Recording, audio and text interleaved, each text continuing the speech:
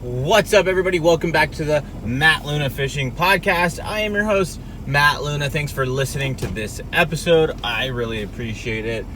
Today, I'm going to go into a little topic about Scott Martin, which I think is pretty shocking for a lot of the bass fishing community. Winter has finally shown its head here in San Diego. I don't know that I'd call it winter yet, but it's definitely fall. It's definitely cold out in the morning. We're starting to turn those heaters on, and I suck at fishing right now out there in the local waters because it sounds like there's fish to be caught, but I am not catching them there very well. But I always seem to not have the best success this time of year, but that's not what I want to talk about today. We're going to talk a little bit about the Scott Martin switching and fishing the Bass Opens and not the FLW Tour.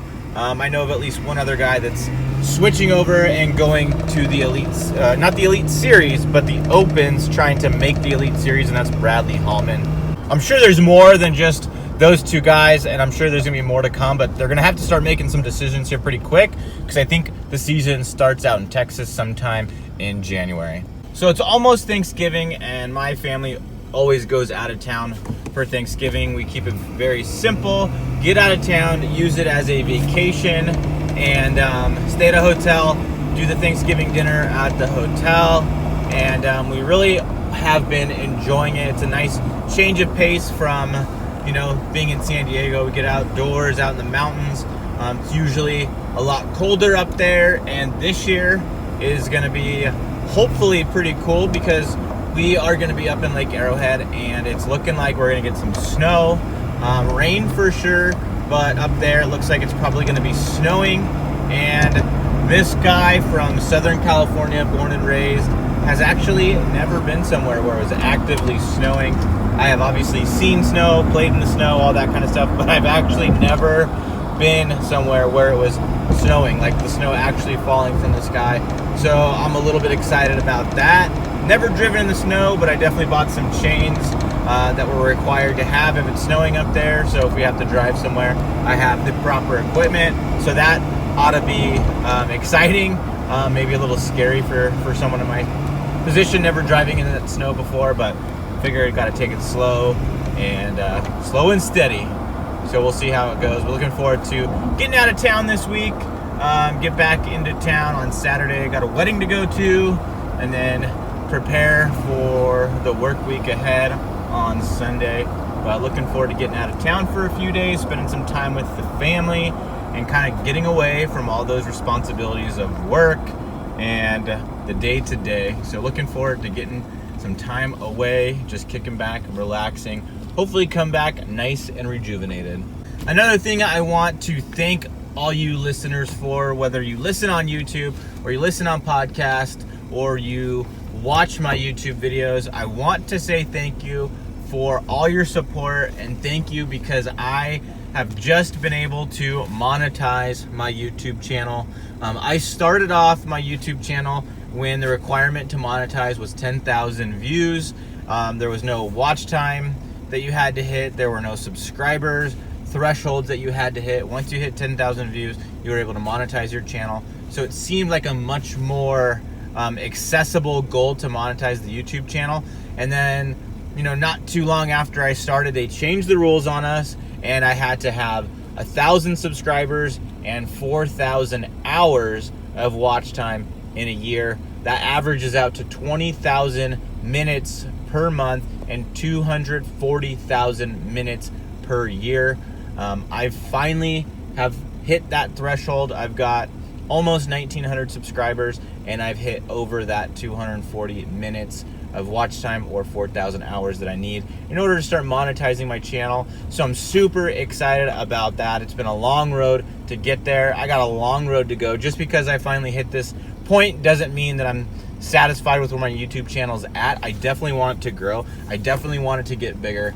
I want more and more people to be able to see the content. So I'm going to keep grinding away, keep promoting it, keep trying to grow it, keep putting content out. But in the meantime, thankfully, I have been able to monetize it, so I'll see a little bit of revenue come in.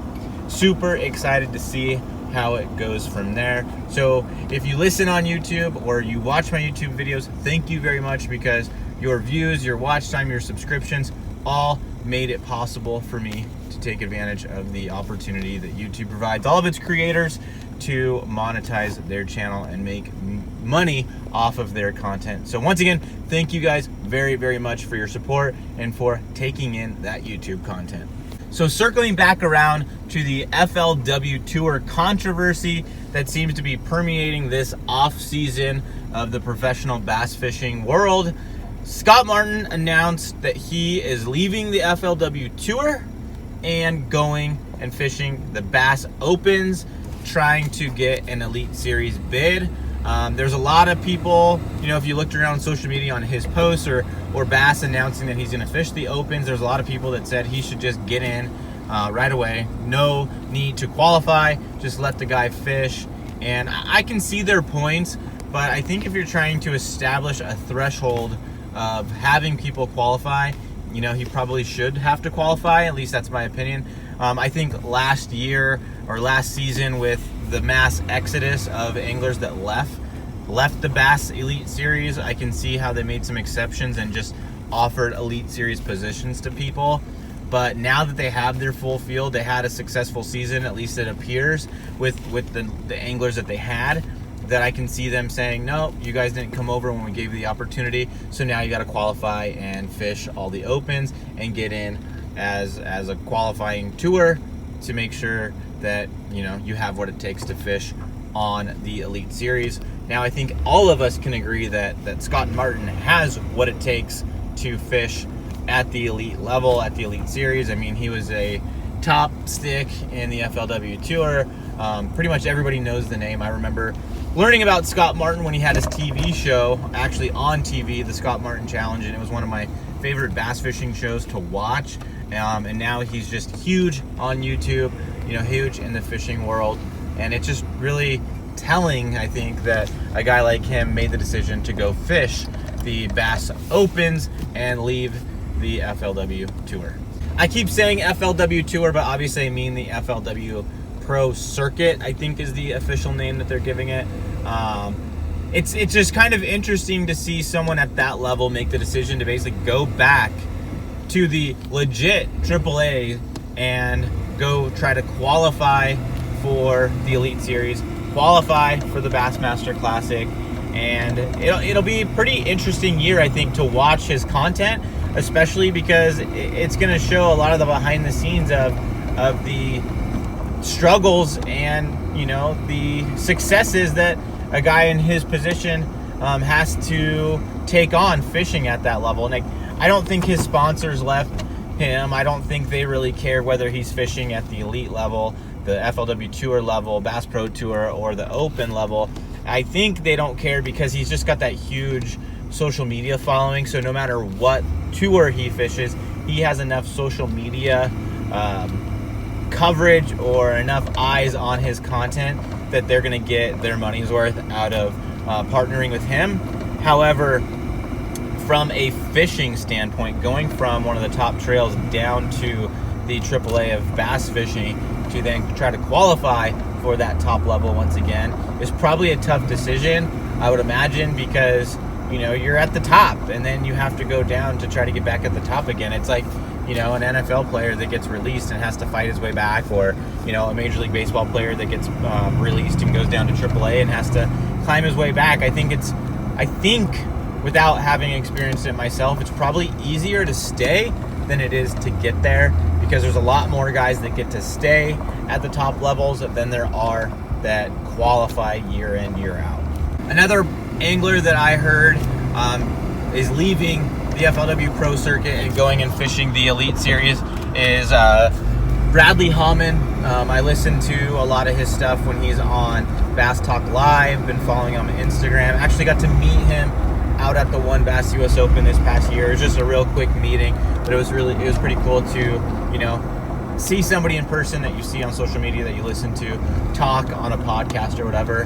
And it's interesting for even a guy like that who's been fishing the FLW Tour for the past few years, has those sponsors already locked in, It sounds like, according to what was on Bass Talk Live, that his sponsors were okay with him making that decision to go fish the Opens rather than the FLW Pro Circuit.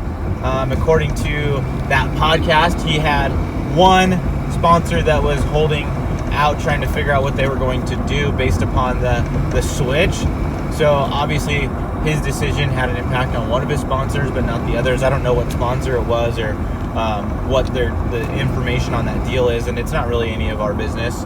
But you can tell that making that switch did affect at least one of his sponsors, and I'm sure that other fishermen out there that are going to make that switch are going to have to talk to their sponsors to see if that decision is going to change any of their deals, change any of their income, because I hear over and over again from a lot of those guys that fish at the top level that the payout for the Opens is just not where it needs to be, considering how much it actually costs you to fish those tournaments when you factor in entry fees and you factor in travel and all that.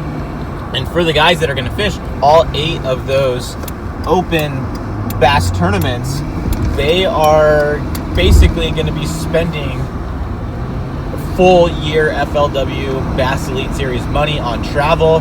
The only thing that's cheaper is going to be those entry fees, but that's a fraction of the cost when it comes to tournament fishing and travel. Those guys are going to be forking out a lot of money for a lot less payout by going to the Open. So it's going to be a grind. It's going to be a struggle financially for, I think, a lot of those guys. I think just fishing at the tour level of any of these trails, except for maybe the Bass Pro Tour, because they don't have any entry fees, is a financial commitment, is a financial struggle. Because, for example, fishing the FLW Pro Circuit, I've been hearing it's going to cost $40,000 in just entry fees. That doesn't factor in gas for your truck, gas for your boat, hotel fees, food, tackle, boat payments that I'm sure a lot of these guys have. There's a lot of costs that are involved, and going down to that Open level, you still have all those costs, except for your entry fee is going to be less, but you still have all those travel expenses, boat expenses, tackle expenses, and everything. Now, obviously, some of these bigger name guys are going to have a lot of that stuff covered, but still, there's still a lot of expenses for a lot of these guys making that switch, and it's going to be a struggle for them, I'm sure, financially. It'll be interesting to see, for those that might struggle to get back to that elite level, how long they're able to do it before they got to be like the rest of us and get one of those real jobs and keep grinding away, trying to get back to that top level.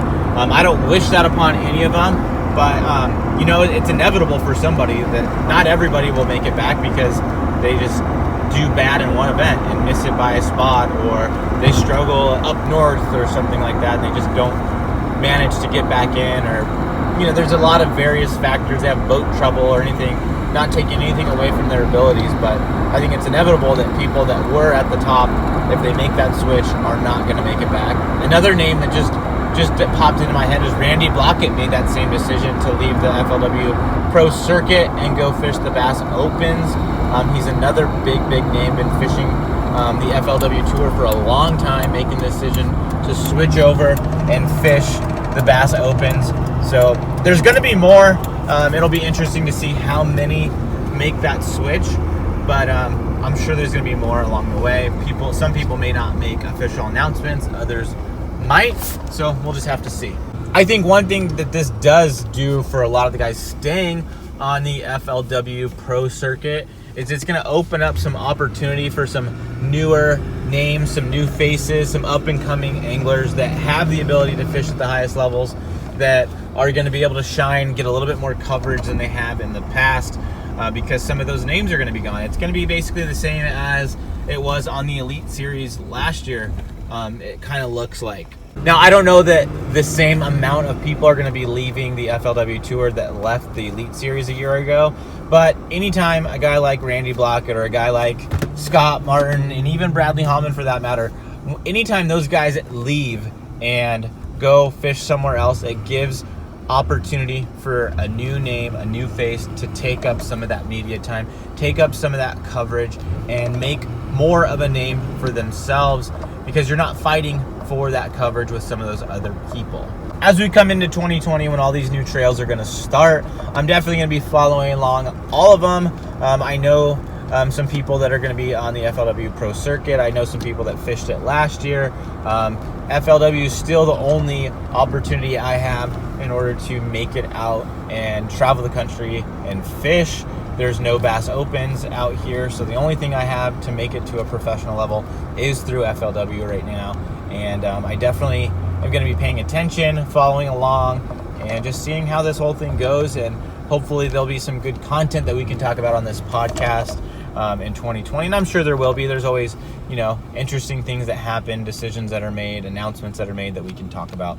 But I want to say thank you for listening to this episode of the podcast. I really hope you enjoyed hearing my thoughts, my insight on the decisions some of these fishermen have made on their decisions to go from FLW to the Bass Open Series. It'll be an exciting year to watch those guys fight and claw their way back to the top level of bass fishing.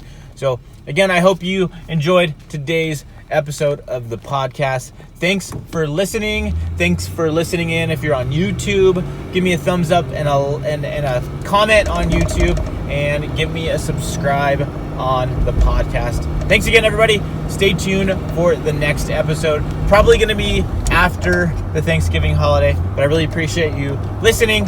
Thanks again. See ya.